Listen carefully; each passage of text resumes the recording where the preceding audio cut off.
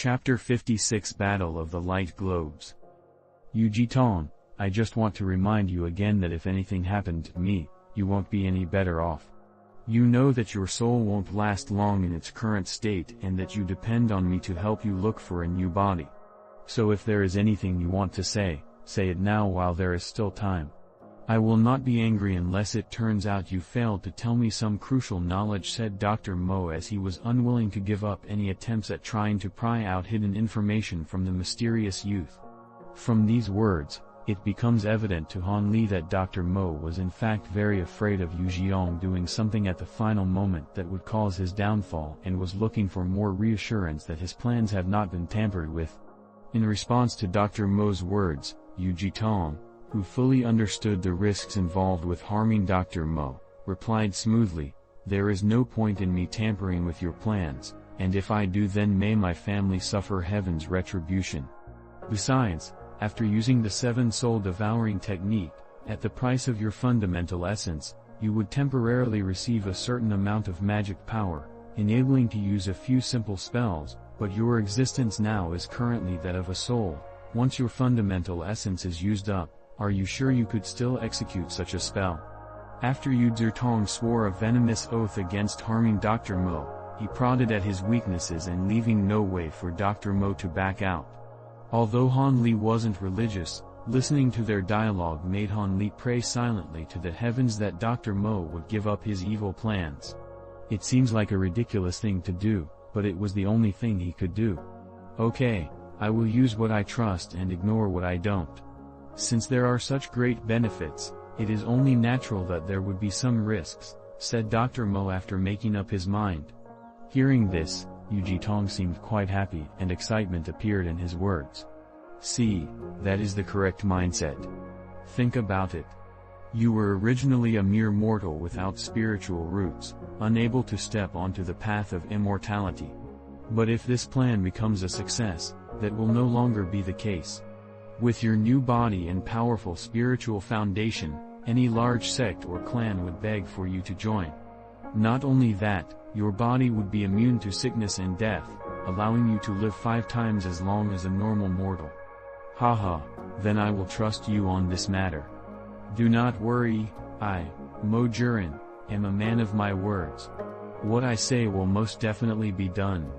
Once I am successful in this endeavor, I will immediately help you find a suitable body with a strong spiritual foundation.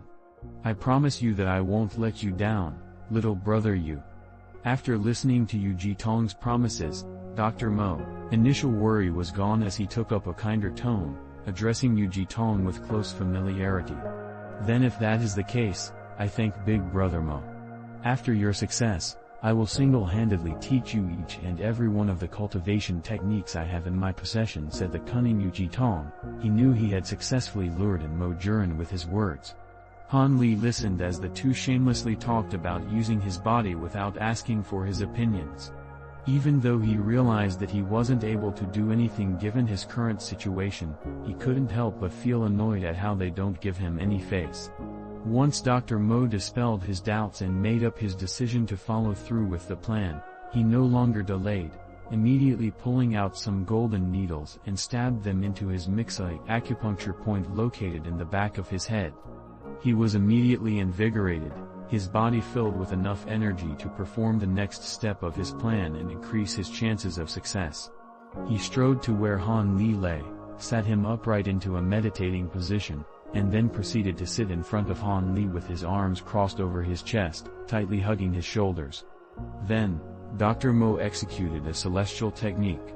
With a wave of his hand, a red beam of light shot out from his palms and hit the pattern that was laid out underneath Han Li, causing the jades placed around the perimeter of the diagram to glow. Dr. Mo proceeded to whisper the spell incantation that held an enchanting and bewildering effect, causing those who heard it to feel drowsy. As the chant continued, Han Li felt a deep sense of weariness, causing everything to become a blur as he slowly lost consciousness. Not good, thought Han Li, knowing fully well that this was the intended effect of the mysterious chant and that once he fell unconscious, his body would be possessed. Holding on to this thought, Han Li resisted the temptation to sleep. Thoughts of biting his tongue and pinching himself were quickly disregarded as he was not in control of his body, so in the end, no matter how hard he tried, he was unable to fight off the effects of the spell and fell to a deep slumber.